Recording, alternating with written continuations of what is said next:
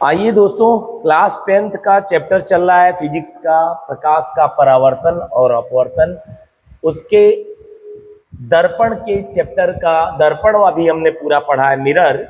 उसके अभ्यास का 7वां प्रश्न देखिए कैसे सॉल्व करना है। सबसे पहले आपको कोई भी ऑप्टिक्स का सवाल आता है परीक्षा में तो मैंने आपको कह रखा है, आप सबसे पहले एक रफ चित्र जरूर बनाया कीजिए।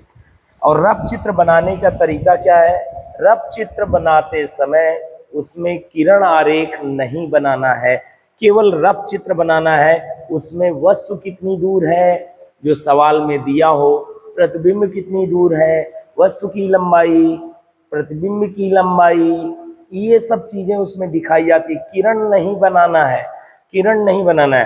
तो आइए सबसे पहले हम एक दर्पण लेते हैं। कौन से दर्पण की बात की गई है? अवतल दर्पण की बात की गई है। तो लीजिए भैया, एक अवतल दर्पण हम बना दिए। ये हो गया अवतल दर्पण। अवतल दर्पण का ये जो मिडिल पॉइंट है, ये इसका क्या कहलाएगा? ध्रुव कहलाएगा। क्या कहलाएगा? ध्रुव। दर्पण जिस गोले से बना होगा उस गोले का कहीं ना कहीं क्या रहा होगा? केंद्र। वो कहलाएगा, उस गोले का केंद्र इस दर्पण का क्या कहलाएगा? वक्रता केंद्र, यानी सी कहलाएगा। तो अब आइए भैया, इस वक्रता केंद्र सी और ध्रुव को मिलाने वाली रेखा को क्या कहते हैं? इसको हम कहते हैं बच्चों मुख्य अक्ष। तो ये मुख्य अक्ष हो गया, ठीक है।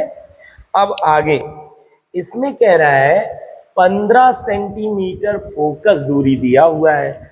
अब पहले तो डायग्राम में ये बताइए कि फोकस कहाँ होता है? ध्रुव और वक्रता केंद्र के बीचों बीच यहां होता है फोकस बिंदु। फोकस दूरी किसे कहते हैं? अब ये बताइए। फोकस दूरी मतलब ध्रुव से फोकस तक की दूरी फोकस दूरी कहलाती है। वो कितना दिया हुआ है? 15। तो आइए इसे दिखा देते हैं। 15 सेंटीमीटर यहां से यहां तक की दूरी दिया हुआ है 15। यही फोकस दूरी है। फोकस दूरी आपको दिया हुआ है 15। लिखना चाहे तो आप लिख सकते हैं। फोकस दूरी आपको दिया हुआ है 15। चलिए ठीक है, इधर साइड में लिख लेते हैं जो चीज दिया हुआ है। फोकस दूरी दिया है। अच्छा, जैसे ही आपको फोकस दूरी दिया हुआ है तो इससे कौन सा सिंबल प्राप्त किया जा सकता है? कौन सा अक्षर हम प्राप्त कर सकते हैं? आपको पता है, इससे हम स्मॉल एफ बता सकते हैं। स्मॉल एफ याद करिए ध्यान से, कई बार मैंने बताया, स्मॉल एफ फोकस दूरी चिन्ह सहित होती है, जबकि फोकस दूरी कितना दिया है? 15। तो फोकस दूरी चिन्ह सहित है ये फोकस दूरी। स्मॉल एफ क्या है? चिन्ह सहित फोकस दूरी। तो चिन्ह सहित फोकस दूरी बताइए। फोकस दूरी 15 है, चिन्ह लगा के बताइए। चिन्ह कैसे लगाया जाता है? ध्रुव से हमेशा देखा जाता है। ध्रुव से इधर वाले माइनस, इधर वाले प्लस, मुख्य से ऊपर वाले प्लस, ये वाले माइनस। तो बताइए, फोकस की दूरी चिन्ह लगा के बताइए, वो है एफ। फोकस की दूरी चिन्ह सहित -15। तो एफ हो गया -15, ठीक है। फोकस दूरी से एफ निकल आया। फोकस दूरी 15, बट एफ की वैल्यू क्या हो गई बच्चों? -15। आगे पढ़िए। अवतल दर्पण का उपयोग करके हमें किसी बिंब का सीधा प्रतिबिंब बनाना है। भैया इसका सीधा प्रतिबिंब बनाना है। किसी बिंब का सीधा प्रतिबिंब, बिंब मतलब क्या होता है बच्चों? वस्तु का सीधा प्रतिबिंब बनाना है, वस्तु का एकदम सीधा प्रतिबिंब। अच्छा ये बताओ, अवतल दर्पण से कब सीधा प्रतिबिंब बनता है? आपको पढ़ाया गया है अवतल दर्पण से सीधा प्रतिबिंब कब बनता है। केस नंबर 6 में। इसके 6 केस होते हैं अवतल दर्पण के। केस नंबर 6 इकलौता ऐसा केस है जिसमें प्रतिबिंब अवतल दर्पण द्वारा सीधा बनता है। और खूबसूरती इस बात की भी है कि उस केस में, केस नंबर 6 में, प्रतिबिंब ना केवल सीधा बनता है बल्कि बड़ा भी बनता है। तो ठीक है, तो आपसे पूछा क्या है? प्रतिबिंब सीधा बनाना है, तो भैया और कुछ तो नहीं दिया है, बस यही दिया हुआ है, ठीक है, एक ही चीज दिया हुआ है, वो भी फोकस दूरी दिया है, इसकी भी लिखने की जरूरत नहीं है बच्चों, सिर्फ फोकस दूरी आपको 15 दिया हुआ है। अच्छा ठीक, आगे चलते हैं आगे। अब ये बताइए प्रतिबिंब कैसा बनाना है? प्रतिबिंब सीधा बनाना है। प्रतिबिंब चूंकि प्रतिबिंब कैसा बनाना है? सीधा बनाना है। तो अब आपके दिमाग में एक बात चलने लगी होगी कि प्रतिबिंब अगर सीधा बनाना है, इसलिए स्थिति नंबर 6 की बात हो रही है। स्थिति 6 पर ध्यान रखना होगा। स्थिति 6 की बात हो रही है। स्थिति 6 की बात हो रही है, ठीक है। अब बताओ बच्चों, स्थिति 6 में वस्तु कहाँ रहता है? स्थिति 6 में वस्तु कहाँ रखा जाता है? स्थिति 6 में वस्तु ध्रुव और फोकस के बीच में रखा जाता है, कहीं भी। बीच का मतलब यहाँ भी आप वस्तु रख सकते हैं, यहाँ भी वस्तु रख सकते हैं, यहाँ कहीं भी वस्तु रख सकते हैं। कहाँ नहीं रख सकते, याद रखिए, फोकस पर नहीं रखना है, नहीं तो प्रतिबिंब अनंत पर बन जाएगा और उल्टा बनेगा। हमें सीधा प्रतिबिंब अगर बनना है तो स्थिति 6 में पढ़ाया गया है कि वस्तु को ध्रुव और फोकस के बीच में रखना है, यानी वस्तु को कहाँ रखना है? वस्तु को ध्रुव और फोकस के बीच रखना है। ध्रुव और फोकस के बीच रखना है, बीच रखना है, यानी वस्तु कहाँ रखना है? ध्रुव और फोकस के बीच रखना है। ये बात समझ में आ रही होगी, ठीक है, बहुत अच्छी बात। यानी वस्तु यहाँ हो सकता है, यहाँ हो सकता है, इन सब जगहों पे वस्तु हो सकता है। वस्तु फोकस पर मत ले जाना मित्र। आगे कह रहा है कि वस्तु का दर्पण से दूरी का रेंज बताइए। अब बताइए वस्तु का दर्पण से दूरी का रेंज क्या होगा? रेंज माने कहाँ से कहाँ तक आप रख सकते हैं। तो दर्पण से रेंज बताइए, 0 सेंटीमीटर से ज्यादा पर और 15 सेंटीमीटर से कम पर। भाई यहाँ तक 15 है ना, यहाँ तक 15 है, तो कहाँ से कहाँ तक वस्तु रखनी है? 0 से ज्यादा। दूरियां कहाँ से नापी जाती हैं? ध्रुव से। तो यहाँ ध्रुव पर तो रखोगे नहीं, तो ध्रुव से आगे 0 सेंटीमीटर से ज्यादा, बट 15 सेंटीमीटर पर नहीं जाना है, 15 से पहले ही रहना है। यानी वस्तु की दर्पण से दूरी का परिसर क्या हो जाएगा? वस्तु की दर्पण से दूरी का परिसर, दर्पण से दूरी का परिसर हो जाएगा कितना? 0 सेंटीमीटर से लेकर 0 से बड़ा रेंज क्या होगा बताइए? परिसर क्या होगा? ध्रुव से 0 सेंटीमीटर से अधिक, ध्रुव से कितना सेंटीमीटर से? 0 सेंटीमीटर से ज्यादा पर और 15 सेंटीमीटर से कम पर, 15 सेंटीमीटर से कम पर। ये है परिसर, वस्तु की दर्पण से दूरी का परिसर आ गया। अब कह रहा है प्रतिबिंब की प्रकृति बताइए। ये तो बहुत आसान है। प्रतिबिंब की प्रकृति का मतलब 3 चीजें बताना होता है बेटा। प्रकृति का मतलब 3 चीजें बताना होता है। क्या क्या चीजें बताइए? पहला कि बड़ा होगा कि छोटा वस्तु से। ऑब्वियस सी बात है, अगर वस्तु स्थिति नंबर 6 के अनुसार यहाँ से यहाँ तक रखेंगे तो प्रतिबिंब जो बनेगा वो इधर बनता है, दर्पण के पीछे बनता है, बड़ा बनता है। वस्तु इतना है तो प्रतिबिंब इतना बड़ा बनता है और सीधा बनता है और आभासी बनता है। तो प्रतिबिंब की प्रकृति में पहले बताओ कैसा बनेगा? सीधा तो बनेगा ही, सीधा बनेगा, वस्तु से बड़ा बनेगा, वस्तु से बड़ा। प्रकृति का मतलब स्वभाव, प्रतिबिंब का स्वभाव सीधा, वस्तु से बड़ा। और कैसा बनेगा? आभासी होगा, यानी असली में किरणें काट के ये प्रतिबिंब नहीं बनाएंगी, यानी पर्दे पर ये प्रतिबिंब नहीं बनाया जा सकता, सीधा वस्तु से बड़ा आभासी बनेगा। अब ये सब बताना है, प्रतिबिंब बड़ा होगा छोटा बता दिया। प्रतिबिंब बनने का किरण आरेख बनाना है, तो बहुत सिंपल है किरण आरेख। अब असली में किरण आरेख बना ही दीजिए, आइए बना दिया जाए, यहीं पर बना देते हैं, लीजिए तुरंत बना देते हैं। ये हो गया दर्पण, ठीक है। ये दर्पण जिस गोले का केंद्र, दर्पण का जिस गोले से बना होगा उसका यहाँ कहीं क्या रहा होगा, केंद्र। दर्पण का ये बीचों बीच वाला पॉइंट ध्रुव हो गया। दोनों को मिलाने वाली रेखा क्या होती है, मुख्य अक्ष कहलाती है, तो ये मुख्य अक्ष हो गया भैया, ठीक है। अब आगे चलिए, आगे चलते हैं। वस्तु कहाँ रखा गया है, पहले तो यहाँ फोकस दिखा दीजिए इसी वक्त। बीचों बीच कौन होगा, वक्रता केंद्र और ध्रुव के बीचों बीच कौन होता है, फोकस। अच्छा, वस्तु कहाँ रखा गया है, ध्रुव और फोकस के बीच में। तो लो भैया, वस्तु को रख दे रहे हैं यहाँ पर, लो, ध्रुव और फोकस के बीच में। तो आ जाइए, ये ध्रुव और फोकस के बीच में वस्तु हो गया। थोड़ा सा इसको उल्टा कर लेते हैं, लो भैया, वस्तु हो गया ऐसा, सीधा रखना है ना भैया। अब किरण आरेख बनाना है तो ग्रीन कलर से दिखा देते हैं, लीजिए। एक लाइट रे जो मुख्य अक्ष के समांतर जाएगी, पढ़े होगे कैसे बनाते हैं भैया, याद है? पहली के चार रूल पढ़े हैं हम लोग, बट दो ही एक समय में इस्तेमाल करेंगे किरण आरेख के लिए। एक किरण जो मुख्य अक्ष के समांतर जाएगी, वो टकराने के बाद, वैसे आप ये वाला इस्तेमाल कर लीजिए यहाँ पर सबसे अच्छा।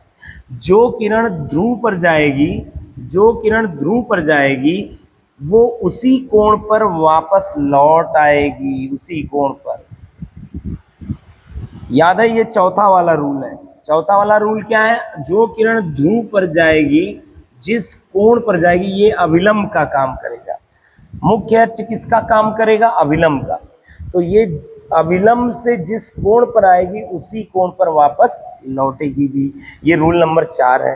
मुख्य अक्ष से जिस कोण पर ध्रुव से आके टकराएगी उसी कोण पर थीटा पर ही वापस लौटेगी भी। ये थीटा पर जा रही है तो थीटा पर लौटेगी भी। तो ये पहला किरण बच्चों बन गया। अब आते हैं दूसरे किरण को, मैं ब्लू या रेड से दिखाता हूं। चलो, दूसरा किरण, ये ऑब्जेक्ट है भैया। ये क्या है बच्चों, ऑब्जेक्ट मतलब वस्तु है, ठीक है। ये ऑब्जेक्ट हो गया। जो दूसरा किरण बनाना है बच्चों, वो ऐसे बनाएंगे।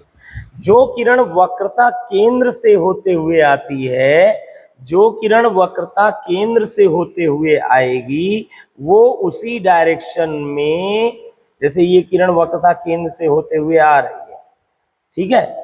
ये किरण वक्रता केंद्र से होते हुए आ रही है।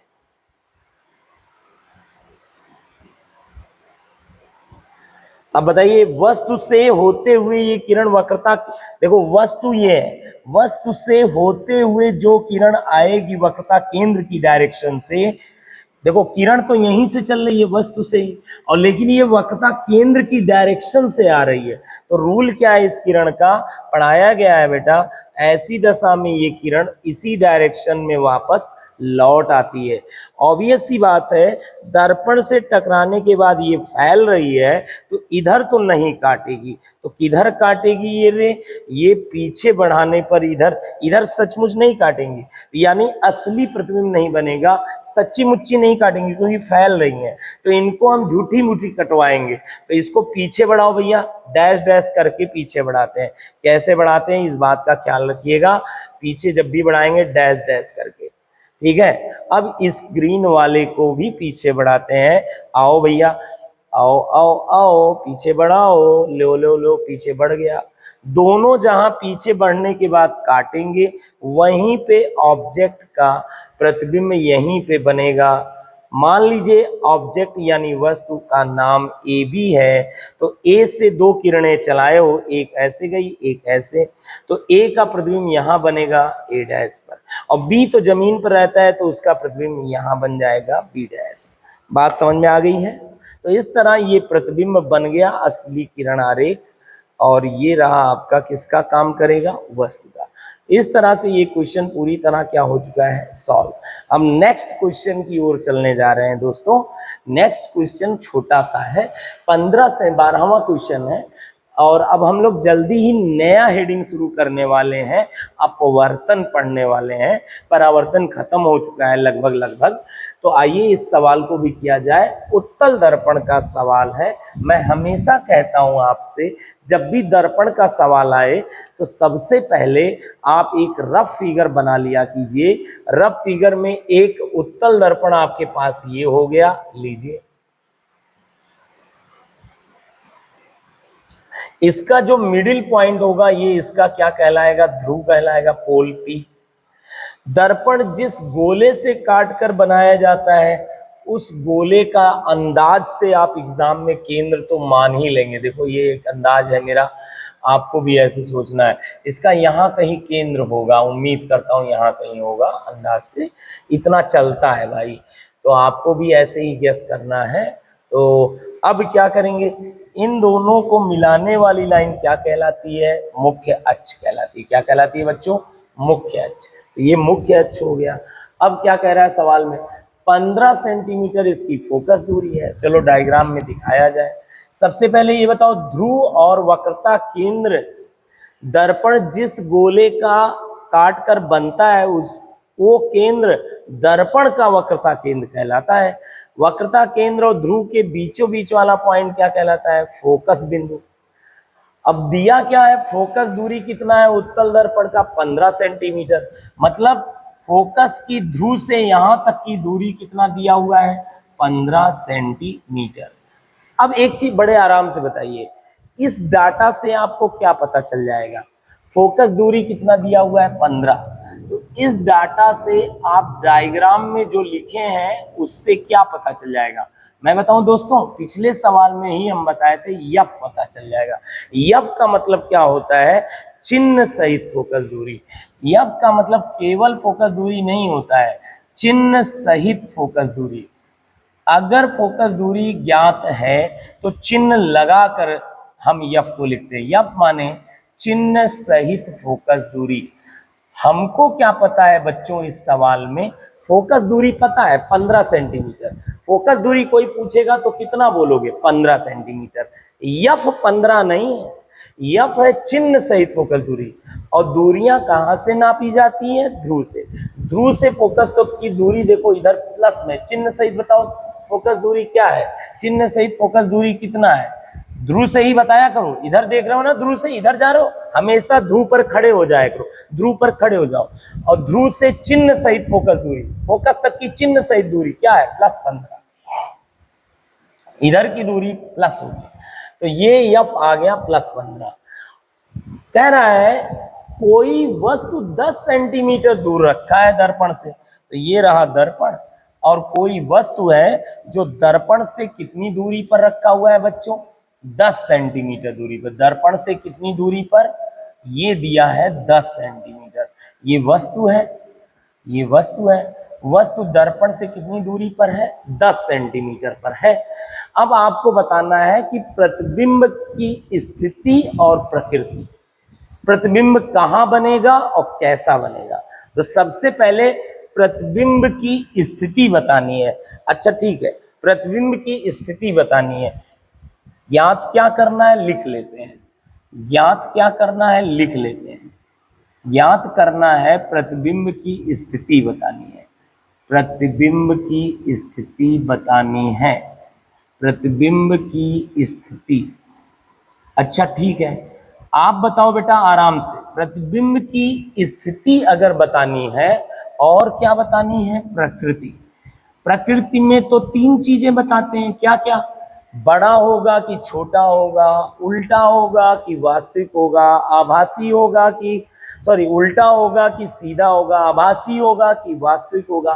अब ये बताइए स्थिति कैसे बताओगे, प्रतिबिंब की स्थिति से मिलता जुलता कोई सिंबल होता है V, लेकिन याद करो V क्या होता है, चिन्ह सहित प्रतिबिंब की स्थिति होती है।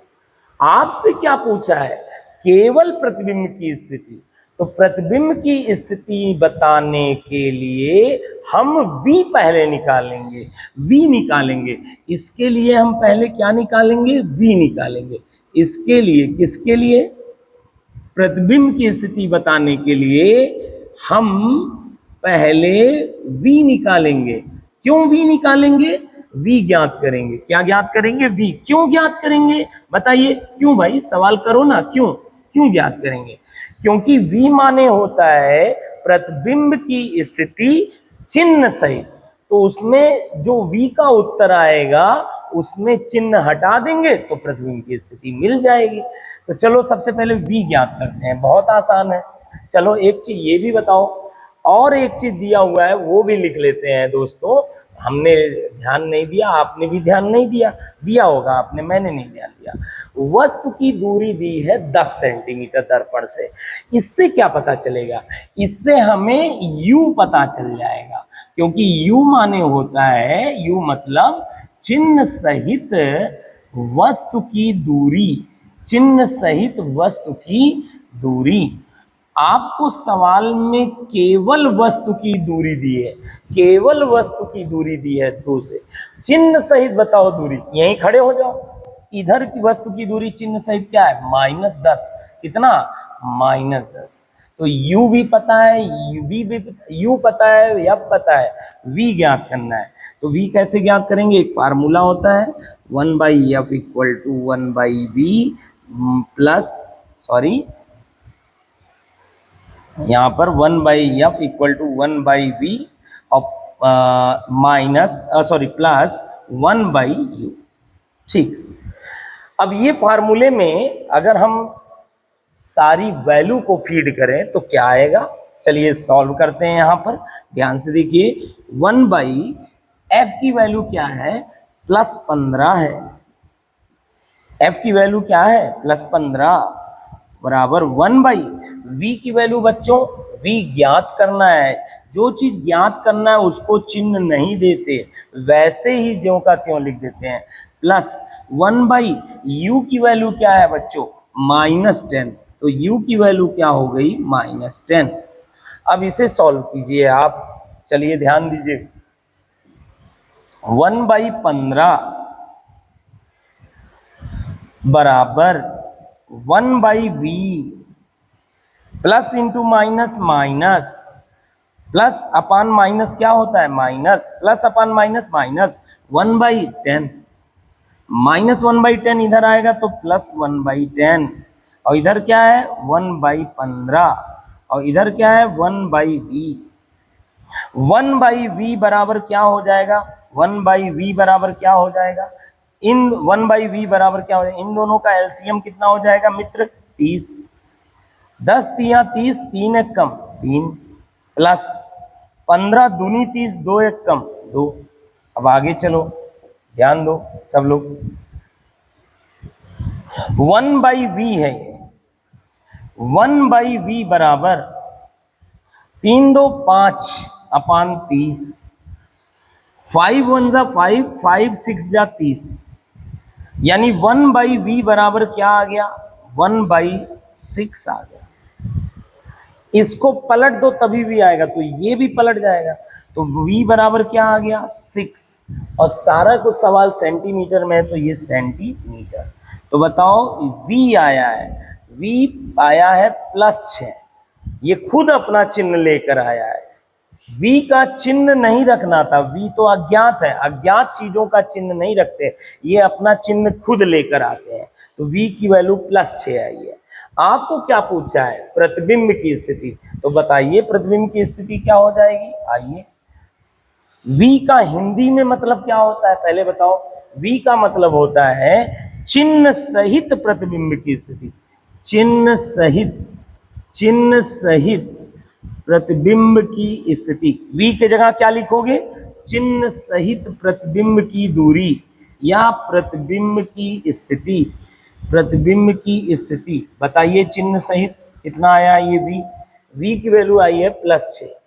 अब बताओ आपसे केवल क्या पूछा है, प्रतिबिंब की स्थिति, तो भैया चिन्ह छोड़ दो, 6 सेंटीमीटर खाली बता दो। अतः प्रतिबिंब की स्थिति बताइए, प्रतिबिंब की स्थिति कितनी दूर बनेगा, प्रतिबिंब की स्थिति बताइए कितनी दूर बनेगा, कै सेंटीमीटर दूर दर्पण से, 6 सेंटीमीटर। प्रतिबिंब की स्थिति 6 सेंटीमीटर, चिन्ह सहित प्रतिबिंब की स्थिति +6। इसका क्या मीनिंग होता है समझाइए। चिन्ह सहित प्रतिबिंब की स्थिति +6 का मतलब ध्रुव से प्रतिबिंब इधर बनेगा। चिन्ह सहित, चिन्ह तो डायरेक्शन बताएगा ना, तो चिन्ह बता रहा है प्लस, मतलब ध्रुव से प्रतिबिंब इधर बनेगा। और एकदम सही है, आपको पता है उत्तल दर्पण में वस्तु कहीं भी रखिए, एक दो ही केस होता है और दोनों केस में प्रतिबिंब इधर बनता है, दर्पण के इस साइड, ध्रुव के दाहिने बनता है। तो अब पूछा क्या है, और यहां तक की बात समझ में आ गई, प्रतिबिंब की स्थिति आ गई 6। अब प्रकृति बतानी है, क्या बतानी है, प्रकृति बतानी है, कैसा बनेगा प्रतिबिंब। प्रकृति के लिए आवर्धन निकाला करो, प्रकृति के लिए आवर्धन निकाला करो।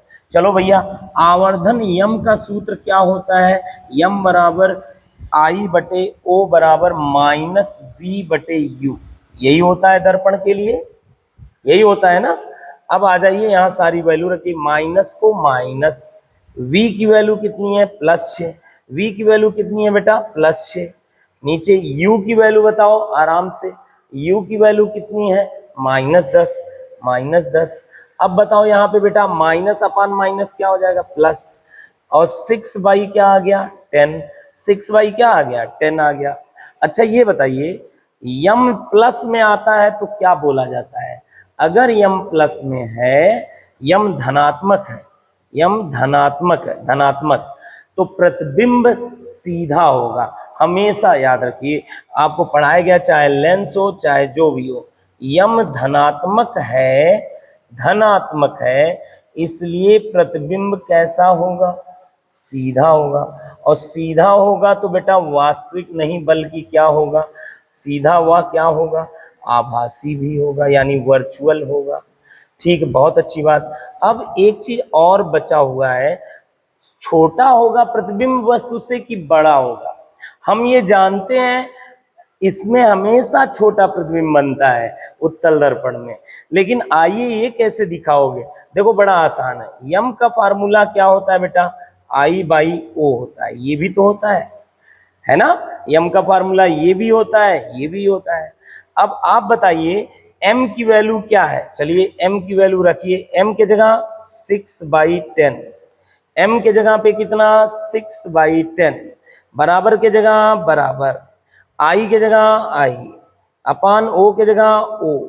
अब आप बताओ बेटा, यहां पर अगर 10 से 6 में डिवाइड कर दें तो क्या आएगा, 10 से 6 में डिवाइड करने पर 1 0 जब कटेगा तो ये 0.6 हो जाएगा। कितना हो जाएगा ये 0.6। m की वैल्यू कितनी आ जाएगी, यहीं लिख देते हैं, रहने दो जैसे है वैसे ही रहने दो, ये आगे लिख देते हैं। चलो 10 से 6 में डिवाइड करेंगे 0.6, इधर बताओ क्या आया I/O। अब बताओ बेटा, ये 1 से क्या है कम, ये 1 से क्या है कम, पढ़ाया गया था ऐसा सवाल आपको।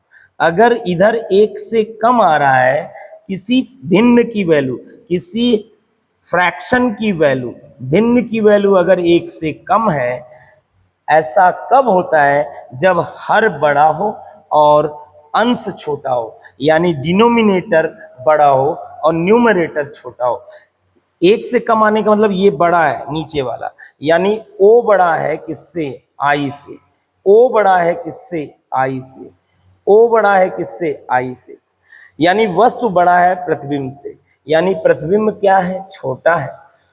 वस्तु बड़ा है ना तो प्रतिबिंब क्या है, छोटा बनेगा। तो ये हो गया कंप्लीट आंसर, सीधा बनेगा, आभासी बनेगा, और प्रतिबिंब कैसा बनेगा, छोटा बनेगा।